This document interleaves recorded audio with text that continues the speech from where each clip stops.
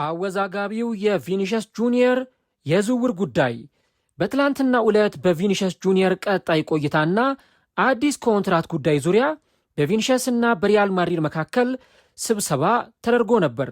ታዲያ ከስብሰባው መጠናቀቅ በኋላ በርካቶች እንደዘገቡት ከሆነ ሪያል ማድሪድ ለተጫዋቹ የተሻሻለ ውል እንዳቀረበና ተጫዋቹም ውሉን የሚያራዝምበት ዕድል እየሰፋ መምጣቱን ታማኝ የመረጃ ምንጮች ዘግበዋል። በአንጻሩ ደግሞ ቪኒሺየስ ጁኒየር ከስብሰባው መደረግ ከሰዓታት በኋላ ከ63 ሚሊዮን በላይ ተከታዮች ባሉት የኢንስታግራም ገጹ ላይ ያሉ ሙሉ ፎቶዎቹን ማጥፋቱ አነጋጋሪ ሆኗል። የትላንትናው ስብሰባ ምን ይመስል ነበር? ሪያል ማድሪድ ውሉን ያሻሻለው በምን መልኩ ነው? ተጫዋቹስ ለምን ፎቶዎቹን መሰረዝ አስፈለገው? አርሰናልስ በዚህ ዝውውር ላይ ይህንን ተጫዋች የማግኘት ተስፋ ይኖረው ይሆን? ይህንን ጉዳይ በዛሬው ፕሮግራማችን ላይ እንመለከተዋለን። ሰላም አድማጮች፣ እንዴት ናችሁ? እግዚአብሔር ይመስገን እኔ በጣም ደህና ነኝ። የምትገኙት አራዳ ሜዳ ኦፊሻል የዩቱብ ገጻችን ላይ ነው። ለቻናሉ አዲስ ከሆናችሁ ቻናሉን ሰብስክራይብ፣ ቪዲዮን ደግሞ ላይክ እያደረጋችሁ ይህንን ፕሮግራም መጀመራችሁን አስታውሱ። የአራዳ ሜዳ ኮሜንታተር ተስፋ ወርቅ ሉል ሰገድ አብሬያችሁ ቆይታ አደርጋለሁ። ፈጣሪ ፈቅዶ በድጋሚ ከእናንተ ጋር ተገናኘን። በዚህኛው ፕሮግራማችን ላይ ትላንት ቃል በገባሁላችሁ መሰረት የቪኒሺየስ ጁኒየርን የዝውውር ጉዳይ የምንመለከት ይሆናል ማለት ነው። ትላንት በዝውውር መስኮቱ ላይ አንድ ጉዳይ የበርካቶችን ቀልብና ትኩረት ስቦ ነበር። ከዚህም በተጨማሪ የዚህ ጉዳይ መጨረሻም ደግሞ በበርካቶች በኩል በጉጉት ሲጠበቅ ነበር። እንደ በርካቶች ዘገባ ከሆነ ረቡዕ ዕለት በሪያል ማድሪድና በቪኒሺየስ ጁኒየር እንዲሁም ደግሞ በተጫዋቹ ወኪሎች መካከል ከፍተኛ ስብሰባ እንደሚደረግ ተዘግቦ ነበር።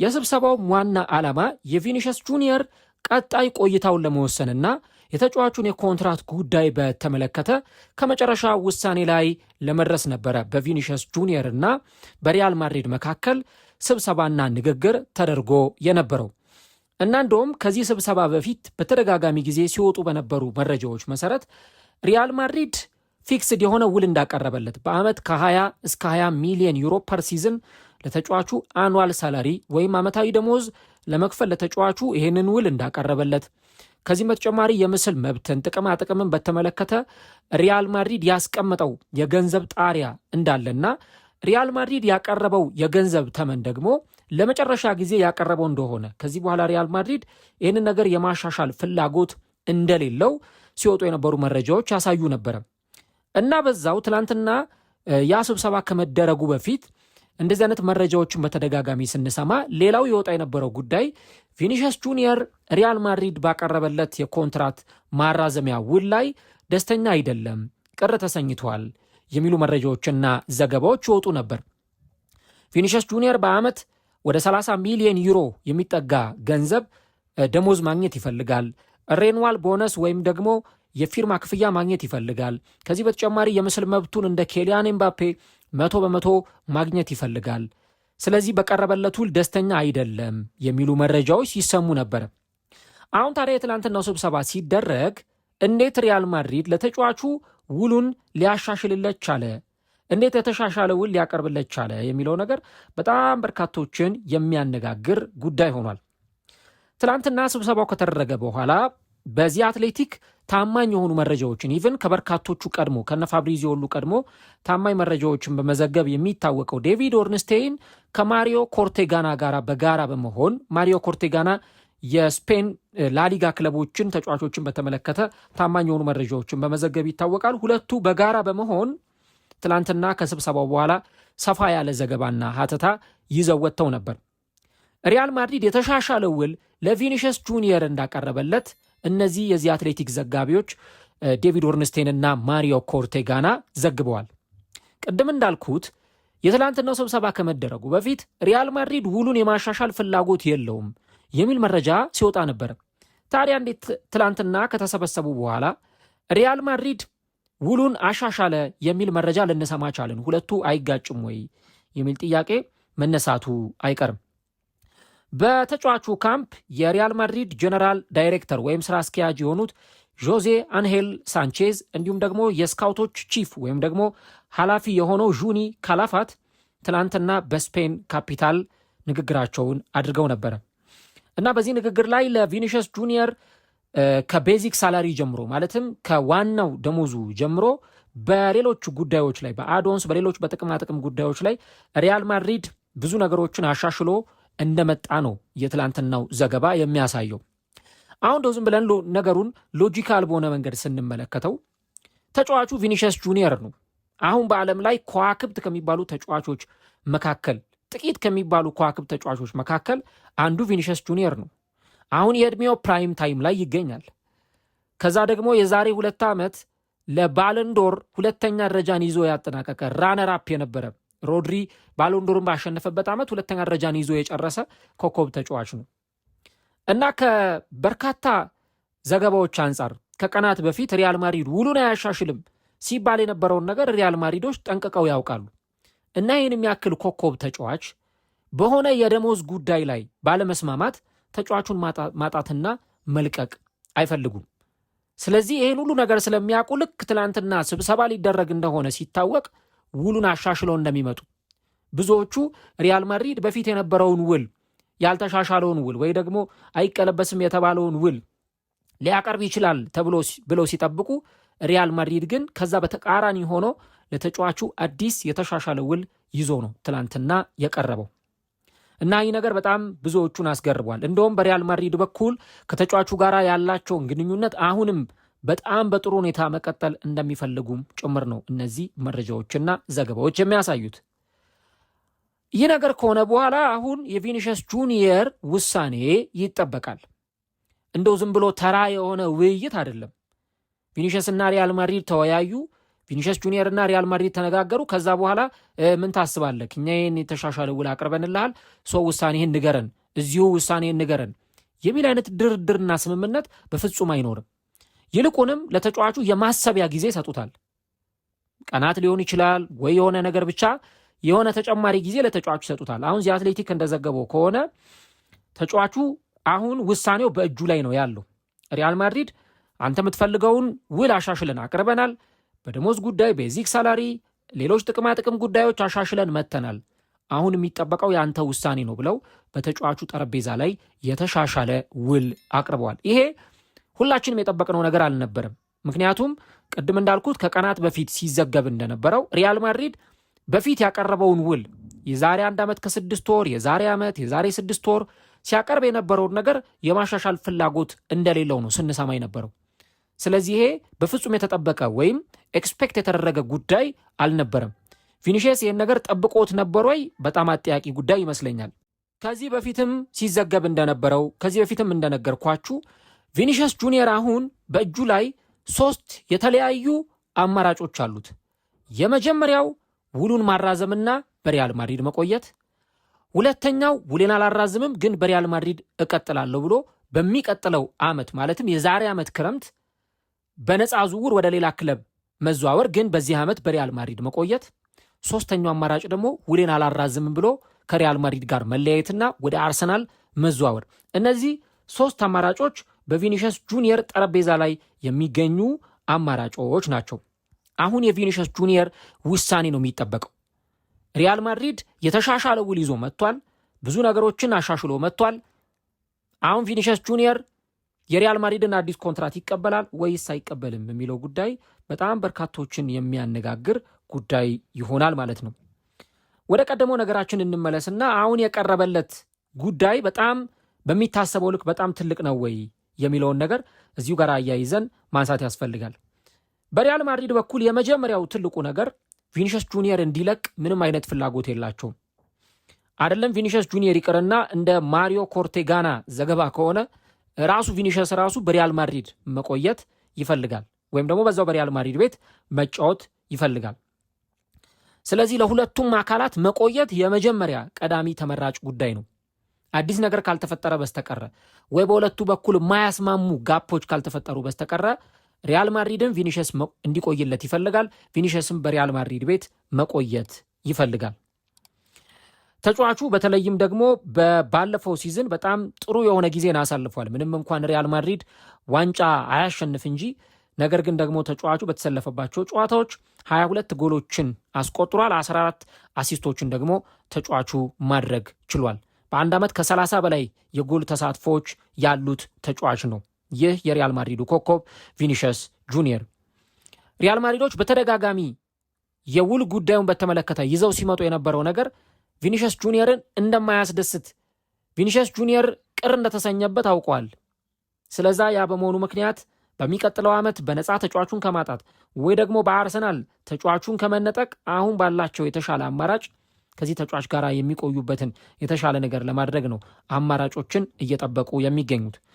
በአንጻሩ ደግሞ ቪኒሺየስ ጁኒየር አሁን ወደ ልምምድ ተመልሷል። በእርግጥ እንደ ትንግርት ነው በጣም ብዙ ሰው እያወራ ያለው ቪኒሺየስ ወደ ልምምድ ተመልሷል ምናምን የሚሉ መረጃዎች እየወጡ ነው።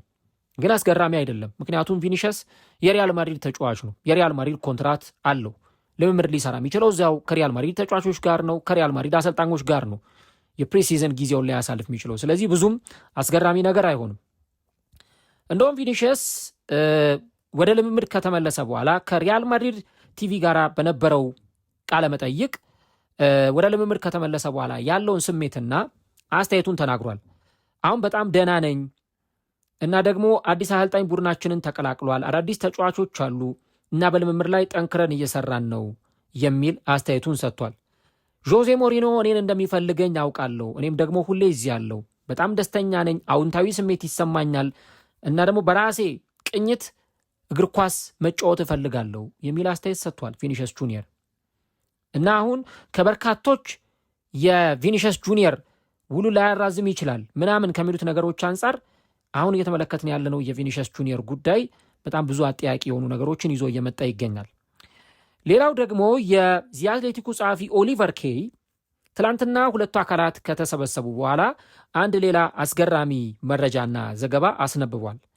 ምናልባት አርሰናል በቃ የሪያል ማድሪድን የዝውውር ፖሊሲ፣ የሪያል ማድሪድን የዝውውር ታሪክ የሚነቀንቅ ነገር ይዞ ካልመጣና አዲስ በጣም ይሄ በቃ ሂዩጅ የሆነ ብዙ ነገሮች የሚነቀንቅ የዝውውር ጥያቄ ይዞ ካልመጣ በስተቀረ ቪኒሺየስ ጁኒየር በስፔን የሚቆይ ይመስለኛል የሚል ሐሳቡን አስቀምጧል።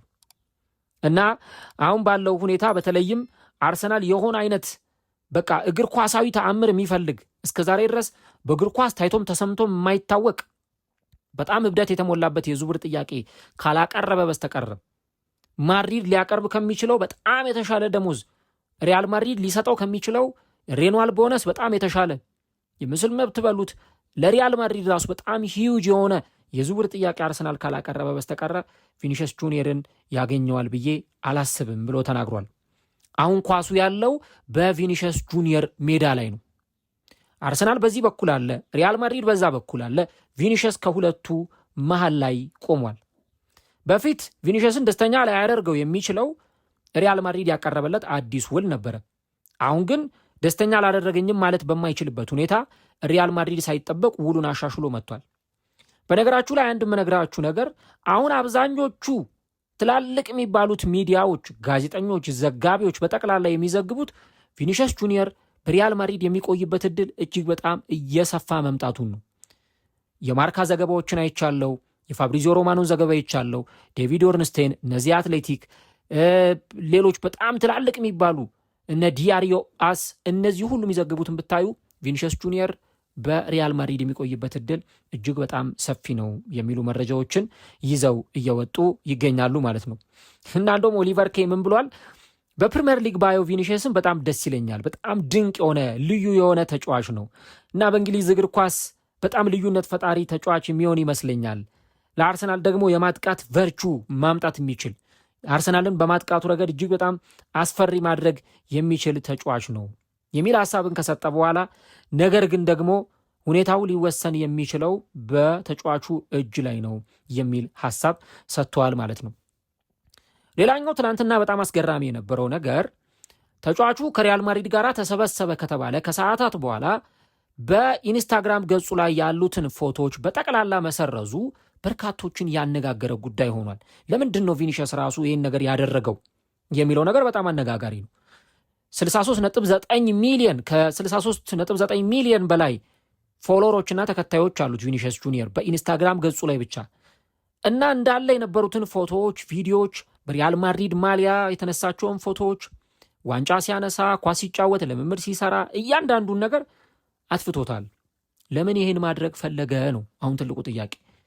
በእርግጥ ተጫዋቾች አንድ የሚገባኝና መረዳው ነገር በማህበራዊ ሚዲያ ላይ ያሏቸውን ፎቶዎች ሙሉ ለሙሉ የሚያጠፉ ከሆነ ብዙ ጊዜ ምን ይታሰባል? ከዛ ክለብ ጋር ቅራኔ ውስጥ ገብተዋል የሚል አይነት ስሜትን የሚሰጥ ነው።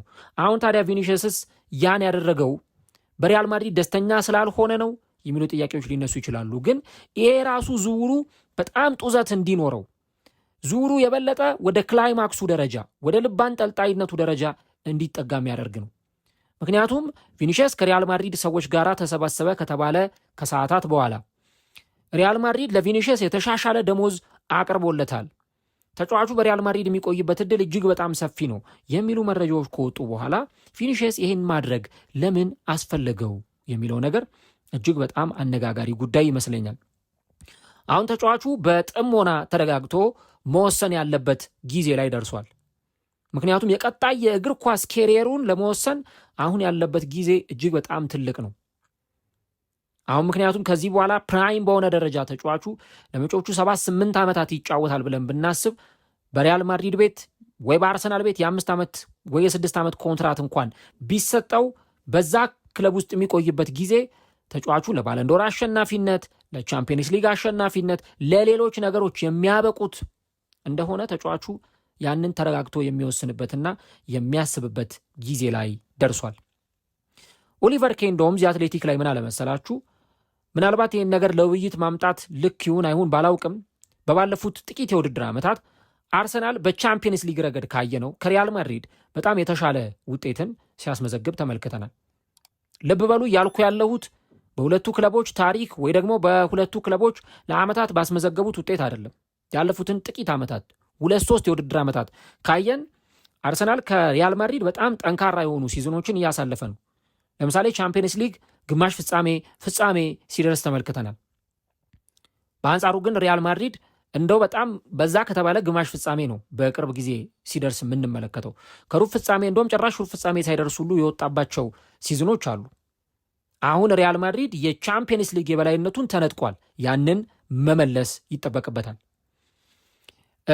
ከዛ በተጨማሪ ግን በተለይ ደግሞ በሊግ ውድድሮችም ላይ ስንመለከት በባርሰሎና ዶሚኔት ተደርጓል ሪያል ማድሪድ። በተለይ በባለፉት 2 ሲዝኖች ባክ ቱ ባክ ባርሰሎና ያንን የላሊጋ ዋንጫ ማሸነፍ ችሏል። ሪያል ማድሪድ ያለ ዋንጫ ሁሉ ሲዝን ማጠናቀቅ የጀመረበት ጊዜ ላይ ደርሷል። እና ግን ደግሞ ከክለቦቹ ሁኔታ አንጻር ስንመለከት አሁን ትላንትና እንደውም ላይቭ ላይ በተለይ በእኛው ሙያ ያለ አንድ ጋዜጠኛ ባልደረባችን በጣም ሲኒየራችን ነው ለእኛ ለቪኒሺየስ ጁኒየር ወደ አርሰናል መሄድ እንደ መውረድ ነው ብሎ ተናግሯል። እኔ እንደዛም እንዳለም አልሰማውም፣ ግን አድማጮች ኮሜንት ላይ ሲጽፉ ሳይ ነበርና ይህን ነገር በተመለከተ ምን ትላለህ የሚሉ ሀሳቦችን ሲያነሱ ነበር። እንዳልኳችሁ ነገሩን አልሰማሁትም በዛ ደረጃ። ግን አንድ የሚገባኝና የምረዳው ነገር እኔ ስለተናገረው ሰው ሀሳብ መስጠት አልፈልግም። ሁልጊዜን ታውቃላችሁ ሰውን በተመለከተ ምንም አይነት ሀሳብ ሰጥቼ አላቅም። ግን መነጋገሪያ ርዕስ ስለሆነ እንደውም ራሱ ኦሊቨር ኬ ምን ብሏል? የክለቦቹን የአርሰናልና የሪያል ማድሪድ ክለብ ታሪካቸውን ሌሎች ነገሮቻቸውንም እዚህ ጋር ማንሳት ያስፈልጋል። ያ ደግሞ ሲሆን ተጫዋቹ ከአርሰናል ይልቅ ሪያል ማድሪድን እንዲመርጥ ያደርገዋል የሚል ነገር ራሱ ኦሊቨር ኬ ተናግሯል። እኔ አይደለሁም ያልኩት በነገራችሁ ላይ። እና እዚሁ መረጃውን ስክሪንሾት አድርጌ በቀይ አክብቤ ለጥፍላችኋለሁ እዚሁ ቪዲዮ ላይ እንድታዩት ማለት ነው። ነገሩን እንድታዩት ስለምፈልግ ነው። እኔ የፈጠርኩት ነገር ሳይሆን ራሱ የዚህ አትሌቲክ ዘገባ ላይ ይሄ ነገር እንዳለ ስላየው ነው። ሀሳቡን ብቻ ስለተነሳ ለማንሳት ያህል ግን ከሆነ እኔ አሁን ቪኒሺየስ ወደ አርሰናል ስለሄደ በጣም ይሄ የወረደ አይነት ይመስላል ምናምን፣ እኔ በዚህ ሀሳብ አልስማማም። ልክ ነው። ሪያል ማድሪድ ከአርሰናል በበለጠ ለዓመታት ከዋክብቶችን በመሳብ ብዙ ታሪክ ያለው ቡድን ነው። ቻምፒየንስ ሊግን ደጋግሞ ያሸነፈ ሚስተር ቻምፒየንስ ሊግ የተባለ 15 ጊዜ የቻምፒየንስ ሊግ ዋንጫን ማሸነፍ የቻለ በአርሰናል እግር ኳስ ክለብ ውስጥ በርካታ ከዋክብቶች ተጫውተው ቢያሳልፉም ነገር ግን በሪያል ማድሪድ ውስጥ ደግሞ ምናልባት በሆነ አንድ ክለብ ታሪክ ውስጥ በጋላክቲኮ የበርካታ ትውልዶች ትላልቅ ከዋክብት ተጫዋቾች ተጫውተው ያሳለፉበት እንደው በአንድ ቡድን ውስጥ እንኳን በጣም ለመለየት እስከሚያስቸግር ድረስ ብዙ ከዋክብት ተጫዋቾች የተጫወቱበት እግር ኳስ ክለብ ነው። አሁን እዚህ ጋራ ስለ ማበላለጥ ሳይሆን ማንሳት ያለብን ኦኬ ሪያል ማድሪድ እንደዚህ አይነት ክለብ ነው፣ እንደዚህ አይነት ታሪክ አለው፣ አርሰናል እንደዚህ አይነት ታሪክ አለው። በቪኒሺየስ ውሳኔ ላይ ይሄ ነገር ትኩረት የሚደረግበት ነገር ነው ወይ? ቪኒሺየስ አሁን ወዴት ብሄድ ይሻላል? እዛው ሪያል ማድሪድ ብቆይ ይሻላል ወይስ አርሰናል ውስጥ ብቆይ ወደ አርሰናል ብሄድና ወደ አርሰናል ብዘዋወር ይሻላል የሚለውን ነገር ለመወሰን ይሄ ነገር ሚና አለው ወይ? እኔ በጣም እጠራጠራለሁ። አላውቅም። ይሄ ነገር በቪኒሺየስ ጁኒየር አሁን በሚወስነው ውሳኔ ላይ በትክክል ፋክተር ይኑረው አይኑረው እኔ አላውቅም። ግን ምናልባት ተጫዋቹ ይሄን ነገር ሊያጤነው ይችላል።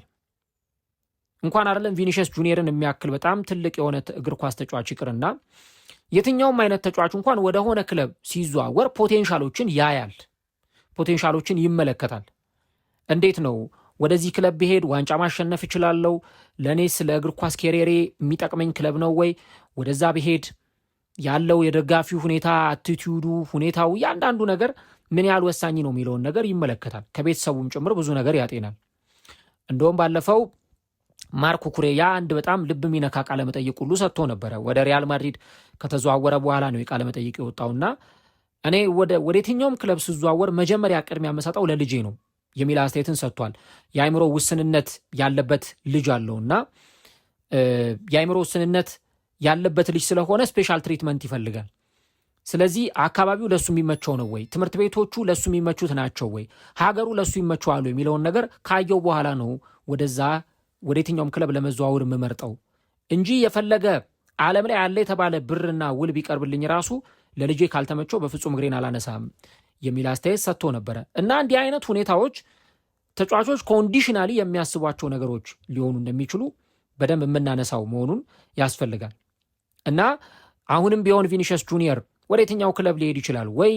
እዛው ማድሪድ ቤት ይቆያል፣ አርሰናል ቤት ይቆያል የሚለውን ነገር ሲያስብ ስለ አርሰናል ውጤት፣ አርሰናል ቤት ስላሉት ከዋክብት ተጫዋቾች፣ በዛ ቡድን ውስጥ ስላለው ያለፉት ዓመታት አርሰናል ስላስመዘገበው ውጤት፣ ስላሳካቸው ዋንጫዎች፣ ስለ ክለቡ ታሪክ የሆነ ነገር ማመዛዘኑ ማየቱ አይቀርም። ይሄ ግን ቅድም እንዳልኩት ሪያል ማድሪድ ቤት ስለቆየ ሪያል ማድሪድ በቃ በጣም ይሄ ግዙፍ ክለብ ስለሆነ ያንን ያደረገው በዛ ምክንያት ነው ወይ ደግሞ ወደ አርሰናል ከተዘዋወረ ወደ አርሰናል ከሄደማ በቃ ወረደ ማለት ነው፣ ተጫዋቹ ከሌቭሉ ዝቅ አለ ማለት ነው ብለን የምንለው አይነት ነገር አይደለም። እንደውም አርቴታ አሁን ትልቁን ክሬዲት የሚወስድ አሰልጣኝ ነው።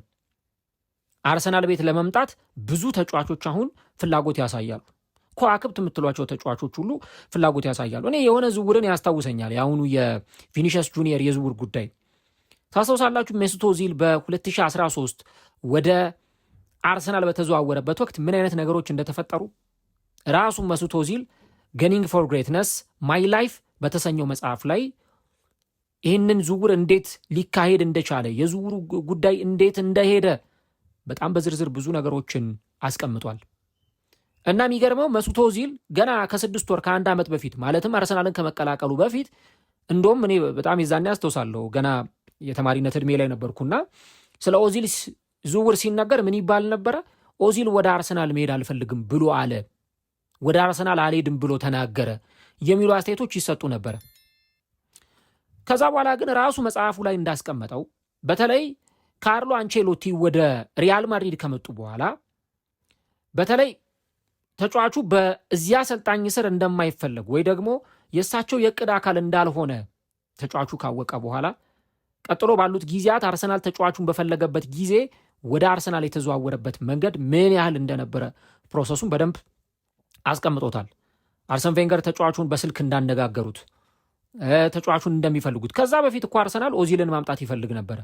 ከዛ በፊት ነው ምላችሁ እንኳን አይደለም የሜሱት ኦዚል ይቅርና ማርቲን ኦዴጋርድ እንኳን ገና ጩጬ እያለ አርሰን ቬንገር አግኝተውት ነበረ። ወደ አርሰናል ልምምድ ማዕከል በሆነ ጉዳይ ብቻ መጥቶ አግኝተውት ነበረ እና ዶን ቬንገር እናስፈረም የሚል ጥያቄ ሲጠይቁት አልፈልግም እኔ ወደ ማድሪድ መሄድ ነው የምፈልገው ብሎ ወደ ማድሪድ ሄደ። ወደ ማድሪድ ከሄደ በኋላ ግን ልጁ ህይወቱ ምስቅልቅል ነው ያለው። እንኳን አይደለም በሪያል ማድሪድ የተረጋጋ ህይወት ኦዴጋርድ ሊመራ ይቅርና በትክክል የመጫወቻ ጊዜ እንኳን አላገኘም። አንድ ጊዜ ቪተስ ወደ ሆላንድ ሲሄድ፣ አንዴ ወደ ሪያል ሶሴዳድ እዛው ወደ ስፔን በውሰቱል ሲሰጥ ወደዛ ወደዚህ ሲንከራተት ቆይቶ ነው መጨረሻ ወደ አርሰናል የመጣው። እና ተጫዋቾች ምናልባት እኔ የሚገባኝ እንደው በሆነ አይነት አማርኛ ንግለጸው ከተባለ ሪያል ማድሪድና አርሰናል ሲባል ሪያል ማድሪድን በሆነ ኮመን ሴንስ ሊመርጡ ይችላሉ፣ ቅድም ካልኳችሁ በጣም ብዙ ነገሮች አንጻር። ግን ደግሞ አርሰናል የወረደ ክለብ ነው ማለት እንዳልሆነ እዚህ ጋር በደንብ መረዳት ያስፈልጋል እንጂ ይሄ ብዙዎች እንደሚያነሱት ወይ ደግሞ በርካታ ሰዎች ትላንትና ላይቭ ላይም ሲጠይቁኝ ነበረ እና ቪኒሺየስ ጁኒየር ወደ አርሰናል በቃ ቢሄድ ወረደ ማለት ነው፣ እንደዚህ አይነት ሀሳቦች የተሰጡ ነው፣ ምን ትላለህ የሚሉ ነገሮች የተነሱ ስለሆነ በፍጹም ያ ነገር አይደለም። አርሰናል አሁን ትላልቅ ከዋክብቶችን ማስፈረም የሚችልበት ጊዜ ላይ ደርሷል። እንደውም ሪካርዶ ካላፊዮሪ ምን አይነት ሀሳብ ሰጥቷል ስለ አርሰናል የዝውውር ሂደት? የፕሪሚየር ሊግ ዋንጫን ድጋሚ ማሸነፍ እንፈልጋለን፣ አሁን ትልልቅ ተጫዋቾችን ማስፈረም የምንችልበት ሌቭል ላይ ደርሰናል የሚል አስተያየት ሰጥቷል። በፊት የነበረው አርሰናል የዛሬ 10 ዓመት የዛሬ 15 ዓመት የነበረው አርሰናል ትላልቅ ተጫዋቾች እንኳን ዋንጫ አላገኘንም ብለው ክለቡን ለቀው ሲወጡ የምናውቀው ጊዜ ነበረ። ለምሳሌ ቫን ፐርሲ በጣም ከአርሰናል ጋር ብዙ ሰጣ ገባ ውስጥ ገብቷል ከአርሰን ቬንገር ጋር። እኔ ብዙ ኢንተርቪዎችን አይቻለው፣ ቃለመጠይቅ አይቻለው። እንደኔ አረዳድና እንደኔ ግንዛቤ ከሆነ አርሰን ቬንገር ትክክለኛ ውሳኔ ነው የወሰኑት። ቫን ፐርሲ ደግሞ ጭራሽ ቃለመጠይቅ ላይ ወጥቶ አርሰናል ስላልፈለገኝ ነው ከአርሰናል የወጣሁት፣ አርሰናል ቢፈልገኝ ኖሮ ከአርሰናል አልለቅም ነበረ የሚል ሀሳብ ሲሰጥ ታዩታላችሁ። በአንጻሩ ደግሞ እሳቸው ራሳቸው በኮንትራት ጉዳይ ላይ ስለነበረው እያንዳንዱ ነገር ሲናገሩ ነበር። በቃ ተጫዋቹ ልቡ ሸፍቷል።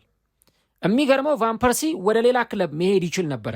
እንደውም በሰዓቱ ከማንቸስተር ሲቲ ጋር ስሙ ተያይዞ ሲነሳ ነበረ። ከተለያዩ ክለቦች ኢቭን ከባርሰሎና ጋርም ስሙ ተያይዞ ሲነሳ ነበረ። ግን አርሰን ቬንገር በቃ በወሰኑት ትክክለኛ ቆራጥ ውሳኔ መሰረት ከቫን ፐርሲ ጋር አርሰናል ተለያየ። ወደዛ ክለብ ሄዶም ዋንጫ አሸንፏል። ኦኬ እንደው አርሰናል እንኳን ጥፋተኛ ነው ብንል ራሱ ሮቢን ቫን ፐርሲ ከዛ በኋላ ይሰጣቸው የነበሩ አስተያየቶች ለአርሰናል ክብር ያለው አይመስልም ነበረ። አርሰናል ለቶፕ 4 ነው የሚጫወተው ምናምን እንደዚህ አይነት አስተያየቶችን ይሰጥ ነበር። ኢቭን አሁን እንኳን ቫን ፐርሲ ከአርሰናልና ከዩናይትድ ምረጥ ቢባል የሚመርጠው ማንቸስተር ዩናይትድን ነው። ይህም በደንብ አይተናል። እንዳለመታደሉ ነው አርሰን ቬንገር ያሳደጓቸው ታዳጊ ተጫዋቾች እድል የሰጧቸው በጣም ትልልቅ ቦታ የሰጧቸው ተጫዋቾች ፊታቸውን ሲያዞሩባቸው ተደጋጋሚ ጊዜ አይተናል። አርሰን ቬንገር በተጫዋቾቻቸው እንኳን የሚገባቸውን ምስጋና አላገኙም። ለምሳሌ ቴሪ ኦንሪ ከአርሰን ቬንገር እና ከፔፕ ጓርዲዮላ ማንን ትመርጣለህ ሲባል ፔፕ ጓርዲዮላን ነው የሚመርጠው። ልክ ነው። ፔፕ ጓርዲዮላ በዋንጫዎች ያሸበረቀ አሰልጣኝ ነው። በባርሰሎና ስኬታማ ጊዜን አሳልፏል። ግን ቴሪ ኦንሪን አይችልም ከተባለበት ክለብ አምጥተው የዓለም ንጉስ የአውሮፓ ንጉስ ያደረጉት አርሰን ቬንገር ናቸው። ሌሎች በጣም ምርጥ የሚባሉ ተጫዋቾች አዴባየር ወደ ማንቸስተር ሲቲ ሄዷል። ከዛ ደግሞ ጭራሽ ለቶተንሃም ተጫውተዋል። አዴባየር እንደዛ ጎል አስቆጥሮ ከሜዳ እያካለለ ደስታውን ገልጿል። እነ ሳሚር ናስሪ፣ ጋኤል ኪሊቺ፣ ባካሪ ሳኛ ብዙዎቹን ማንሳት ይቻላል። ኢቭን ሴስክ ፋብሪሃስ እንኳን ወደ ባርሰሎና ተዘዋውሯል። እንደውም እሱ ምን ሲል ነበረ? በቃ እኔ የባርሰሎና ነገር ባይሆንብኝ ኖሮ ከአርሰናል አልለቅም ነበረ የሚል አስተያየቱን የሰጠው። ለባርሰሎና ያለው ፍቅር ከአርሰናል ካለው ፍቅር እንደበለጠበት ነው በዛ ሰዓት ሲናገር የነበሩ። ፋብሪሃስ ለምን ወደዛ ተዘዋወረ? ኢቭን አሁን በቅርብ ጊዜ እንኳን በሰጠው ቃለ መጠይቅ ለምን ወደ በዝውውር ሂደቱ ላይ ምን አይነት ነገሮች እንደነበሩ ሲጠየቅ ስለ ቼልሲ የእግር ኳስ ጊዜን በቼልሲ ብጀምር በጣም ደስ ይለኝ ነበረ የሚል አስተያየት ሰጥቷል። በጣም ብዙ የአርሰናል ደጋፊዎችን ያስቆጣ አስተያየት ነው የሰጠው ሴስክ ፋብሪሃስ። እንዴት እንደዛ ብሎ ይናገራል? በአርሰናል እኮ በጣም ብዙ ነገር ያሳለፈ የአርሰናል ደጋፊዎች የሚወዱት ካፕቴናቸውም ጭምር ነበረ እና ብዙዎች አርሰናልን ከሌላ ክለቦች ጋር በማወዳደር ከአርሰናል ውጭም ያሉ ተጫዋቾች ሊሆኑ ይችላሉ፣ እዛው አርሰናልም ውስጥ ያሉ ተጫዋቾች ሊሆኑ ይችላሉ፣ አርሰናልን ከሌላ ክለብ ጋር በማወዳደር ምክንያቱም አርሰናል በፊት በነበሩት ዓመታት ዋንጫ ለማሸነፍ ረጅም ዓመት የሚጠብቅ ቡድን ስለነበረ ብዙዎቹ ወደ አርሰናል መምጣትንም ሲያስቡ ይህን ነገር ያስባሉ። ሌሎቹም ተጫዋቾች ደግሞ እዛው አርሰናል ውስጥ ሆነው ወደ ሌላ ክለብ ስለመሄድ ዋንጫ ስለማሸነፍ ብዙ ነገሮችን ያስቡ ነበረ።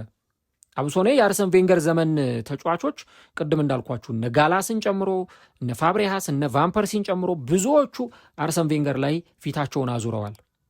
አርሰን ቬንገር አንዳንዴ እግር ኳስ ፍትሐዊ አይደለችም የሚባለው በዚህ ምክንያት ነው።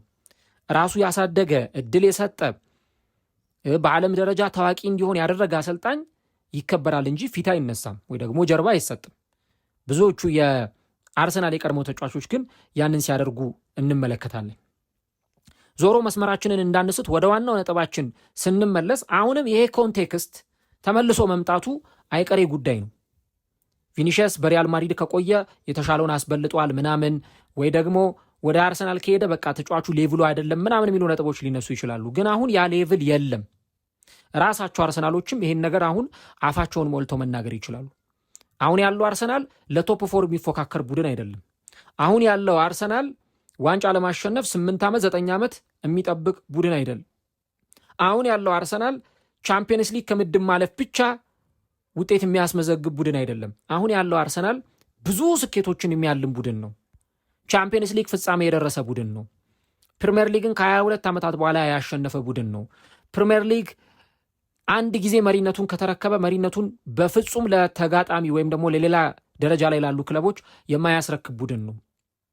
አርሰናል ብዙ አይነገርለትም እንጂ እንደ ሌሎቹ ክለቦች አሁን የከዋክብቶች ስብስብ ሆኗል። አርሰናል ከእያንዳንዱ ቦታ ከግብ ጠባቂ እስከ አጥቂ ድረስ በከዋክብቶች የተሞላ ስብስብ ሆኗል።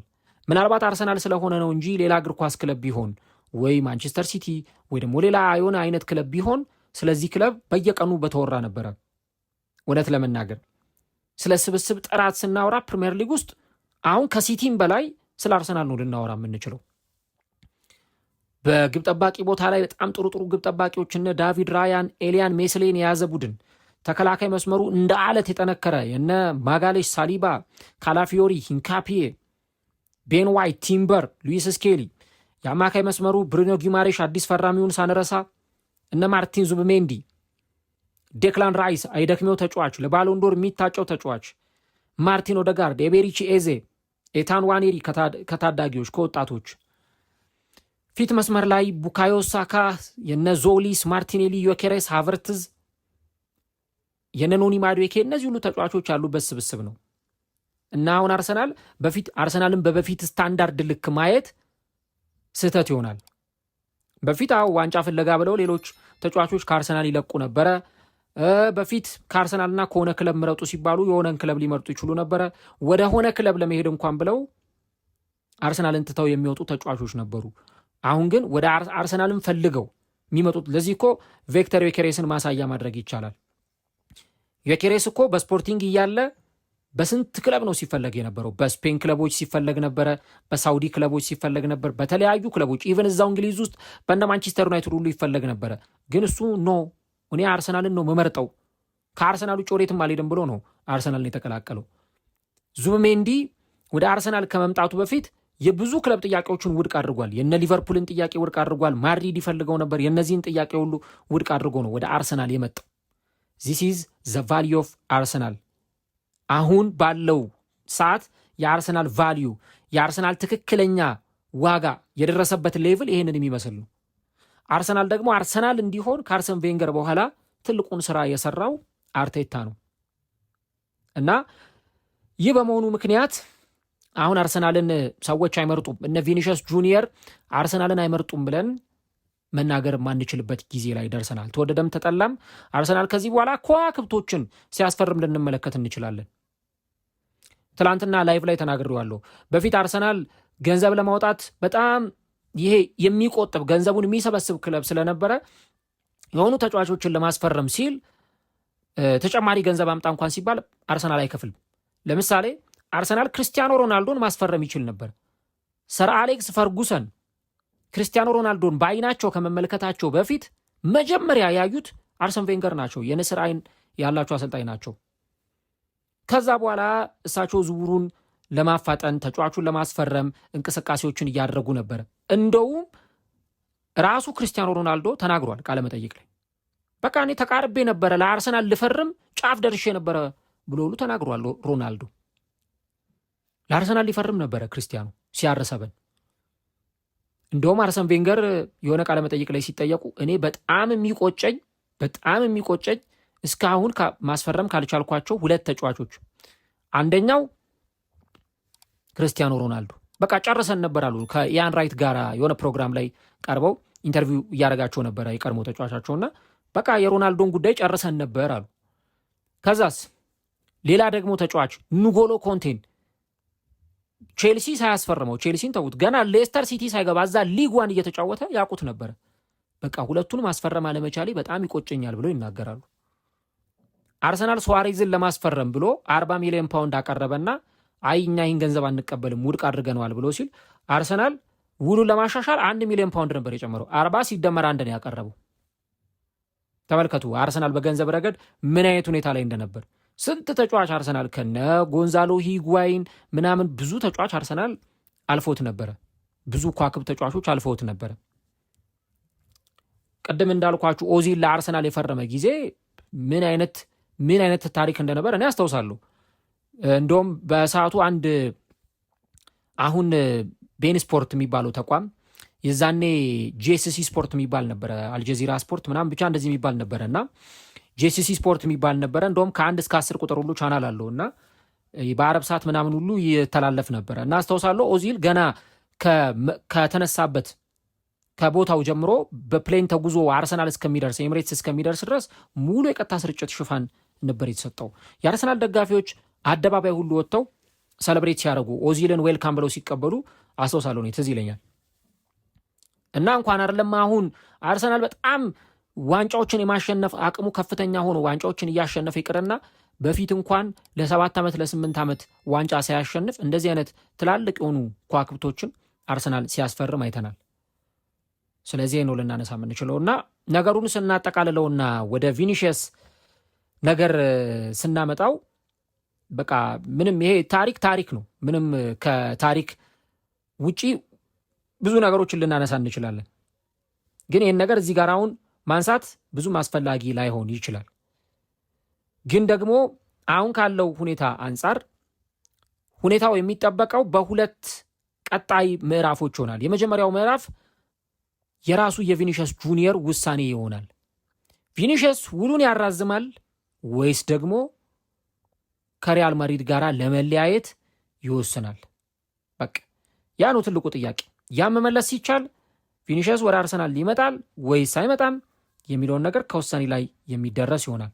አንደኛ የምንመለከተው ነገር ይሄ ነው። ቪኒሺየስ ምን ሊወስን ይችላል አላውቅም።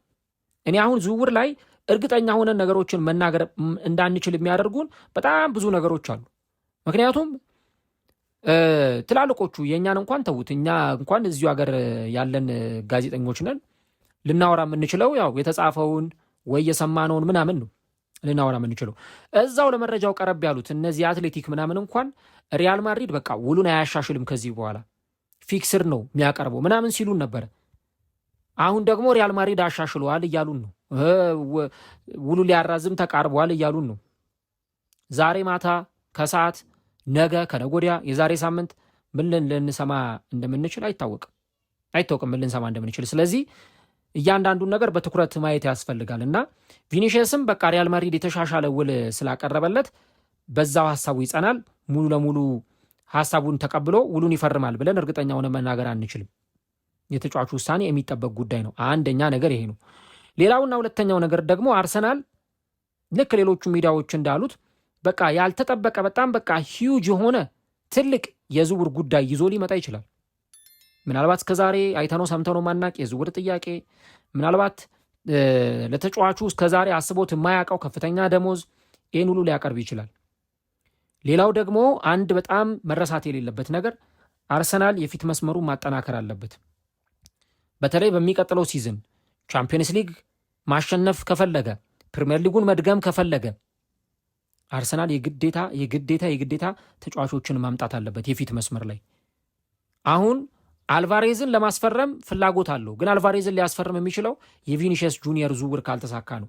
ባርሳ ደግሞ አልቫሬዝን ለማስፈረም በጣም ገፍቶ እየሄደ ነው ያለው። እንደውም ጭራሽ የተጫዋቹ ወኪሎች ከነ ዴኮ ከስፖርቲንግ ዳይሬክተሮቹ ከቺፍ ስካውቶቹ ጋር ከባርሰሎና ሰዎች ጋር እየተነጋገሩ ነው። አርሰናል ከሁለቱም ያጣ እንዳይሆን፣ ከቪኒሺየስም ከአልቫሬዝም ያጣ እንዳይሆን እጅግ በጣም ከፍተኛ ጥንቃቄ ማድረግ ይጠበቅበታል ባይ ነኝ። ከዛ በስተቀረ ግን ሌሎቹ ነገሮች ስናነሳ አሁን ካለው የዝውውር ሂደት አንጻር ቀጣዩን ሁኔታ ለመገመት እጅግ በጣም አስቸጋሪ ነው። ከቀናት በፊት ብዙ መረጃዎች ሲጮሁ ነበር። በቃ ቪኒሽስ ውሉን አያራዝምም፣ ወደ አርሰናል ሊመጣ ነው ምናምን ሲባል ነበር። አሁን ደግሞ ውሉን ያራዝማል ምናምን የሚሉ መረጃዎችን እየሰማን ነው። ብዙ ኮንትሮቨርሲ ያለው ይሄ የትራንስፈር ሳጋ የሚሉት በቃ ውስብስብ የሆነ ዝውውር እንደሆነ ማንሳት ያስፈልጋል። ግን ቅድም በነገርኳችሁ መሰረት አቋሜን የምትጠይቁኝ ከሆነ ይሄ አርሰናል በእንደዚህ ሁኔታ ነው፣ ማድሪድ ይበልጣል፣ አርሰናል ያንሳል ምናምን የሚባል ነገር እኔ እዚህ ጋር ባለው ሁኔታ ይነሳል ብዬ አላስብም። ልክ ነው፣ ቪኒሽስ ያን ነገር ሊያጤነው ይችላል፣ ሊያስብበት ይችላል። ደግሞ ሪያል ማድሪድም ብዙ ቻምፒየንስ ሊጎችን በማሸነፍ ምናምን በርካታ ዋንጫዎችን በማሸነፍ ጋላክቲኮዎችን በመሰብሰብ ለዓመታት ባለው ታሪክ ከአርሰናል የተሻለ ክለብ ነው ብለን ልናነሳ እንችላለን። ግን ደግሞ አሁን ባለው ሁኔታ አርሰናልን ተጫዋቾች ሊመርጡት የሚችሉት እንጂ ሪጀክት ሊያደርጉት የሚችል ቡድን አይደለም። አርሰናል አሁን ባለው ሌቭል እንደ ቪኒሽስ አይነት እንደ አልቫሬዝ አይነት በጣም ከዋክብት የሚባሉ ተጫዋቾች ዓለም ላይ ያሉ ተጫዋቾችን ከዋክብት የምንላቸውን ተጫዋቾች አርሰናል ማስፈረም የሚችልበት ትክክለኛ ቁመናና ሌቭል ላይ ደርሷል።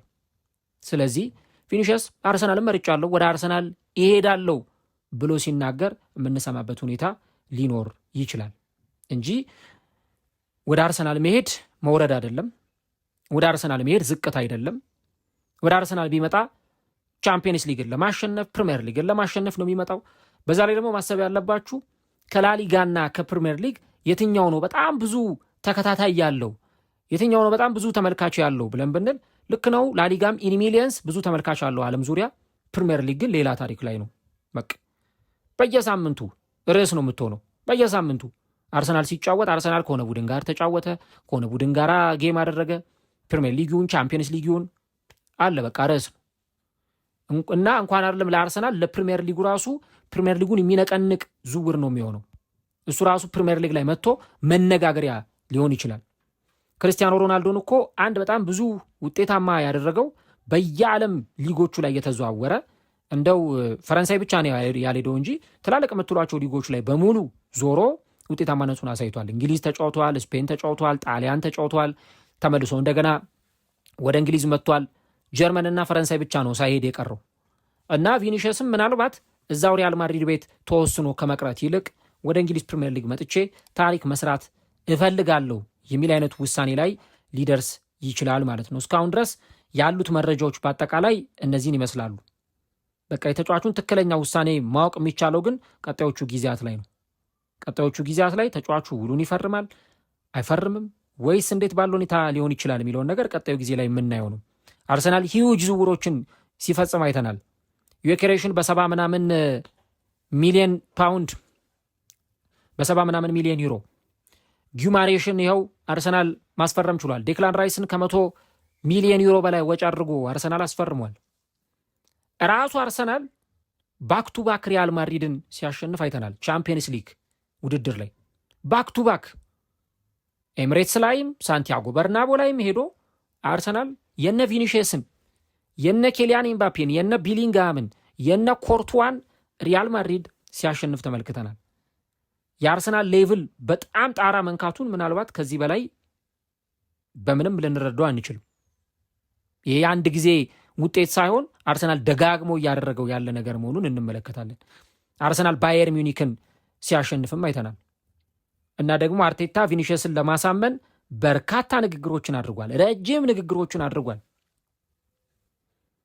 ስለዚህ አርቴታ ፕሮጀክቱን በዚህ መንገድ አምኖበት ለተጫዋቹ ካስረዳው ተጫዋቹ ክለቡን አይቀላቀልም ብለን እርግጠኛ ሆነ መናገር አንችልም እና እኔ አሁን ባለው ሁኔታ ይቀላቀላልም አይቀላቀልምም ብዬ ልነግራችሁ አልችልም። ግን አሁን ባለው ሁኔታ ሪያል ማድሪድ የተሻሻለ ውል አቅርቧል። ከዚህ በኋላ የሚጠበቀው የቪኒሽስ ውሳኔ ነው ወይ ደግሞ አርሰናል በጣም ይሄ ክሬዚ የሆነ የዝውውር ጥያቄና ደሞዝ ይዞ መቅረብ ይጠበቅበታል ቪኒሽስን ለማግኘት። ግን ብዙዎቹ እነ ማርካዝ የአትሌቲክ ምናምን እነ ፋብሪዚዮ እንደሚዘግቡት ከሆነ ቪኒሽስ የሚቆይበት እድል በጣም ሰፊ ነው እያሉ ይገኛሉ። እናንተስ ምን ሀሳብ አላችሁ? ቪኒሽስ ጁኒየር በአርሰናል እግር ኳስ ክለብ ውስጥ እናየዋለን? ለአርሰናል ይፈርማል ወይስ በሪያል ማድሪድ ቤት ይቆያል? ኮሜንት ላይ ሀሳቦቻችሁ ልታጋሩ እንችላላችሁ እና አሁን አርሰናል ትልልቆችን በማስፈረም ሌቭል ላይ መድረሱንም በተመለከተ ሀሳቦቻችሁን ልታጋሩ እንችላላችሁ። ትልልቅ መረጃዎችን ከታማኝ መረጃ ምንጮች ይዘን እንመጣለን። እግዚአብሔር ቢፈቅድ ዛሬ ምሽትም እንደዚሁ የተለያዩ መረጃዎችን በላይቭም ይዘን እንመጣለን። ይሄን ቪዲዮ ከወደዳችሁትና ይገባዋል ካላችሁ 1000 ላይክ እንድታደርጉልን በአክብሮት ጠይቃለሁ። የቻናላችን ቤተሰቦች ሰብስክራይብ በማድረግ ቤተሰብ እንድትሆኑ እንጋብዛለን። የምሽት ሰው ይበለን። መልካም ቀን ይሁንላችሁ።